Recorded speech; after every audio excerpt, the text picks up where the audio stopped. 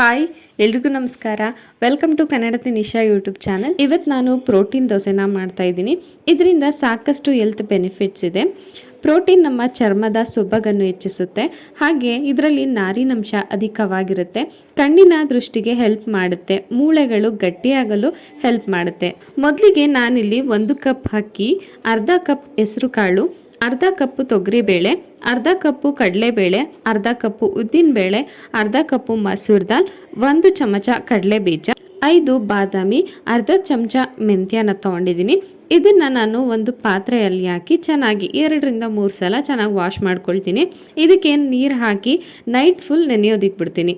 ನಾನಿಲ್ಲಿ ಯಾವ ಅಳತೆಯಲ್ಲಿ ಅಕ್ಕಿನ ತೊಗೊಂಡಿದ್ದೀನೋ ಅದರಲ್ಲಿ ಅರ್ಧದಷ್ಟು ಉಳಿದಂತಹ ಕಾಳುಗಳನ್ನ ತೊಗೊಂಡಿದ್ದೀನಿ. ಇದು ರಾತ್ರಿ ಎಲ್ಲ ನೆಂದಿದೆ.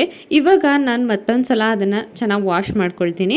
ಇದನ್ನು ರುಬ್ಬೋದಿಕ್ಕೆ ಉಪ್ಪು, ಜೀರಿಗೆ, ಹಿಂಗನ್ನ ಹಾಕ್ಕೊಂಡು ರುಬ್ಕೊಳ್ತೀನಿ.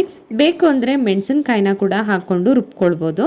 ಇದನ್ನು ನುಣ್ಣಗೆ ರುಬ್ಕೊಂಡು 15 ನಿಮಿಷ ಇಟ್ಟು ನಂತರ ದೋಸೆನ ಹಾಕ್ಕೊಳ್ತೀನಿ. ಇದನ್ನು ಎಷ್ಟು ತೆಳ್ಳಗೆ ಹಾಕ್ಕೊಂಡ್ರು ಈಸಿಯಾಗಿ ಹೇಳುತ್ತೆ. ಇದು ಎಷ್ಟು ಟೇಸ್ಟಾಗಿರುತ್ತೆ ಅಂದರೆ ದೋಸೆ ಜೊತೆಗೆ ಯಾವುದೇ ರೀತಿ ಚಟ್ನಿ ಪಲ್ಯ ಯಾವುದು ಬೇಡ ಹಾಗೇ ತಿನ್ಬೋದು ಅನ್ನೋಷ್ಟು ಟೇಸ್ಟಾಗಿರುತ್ತೆ.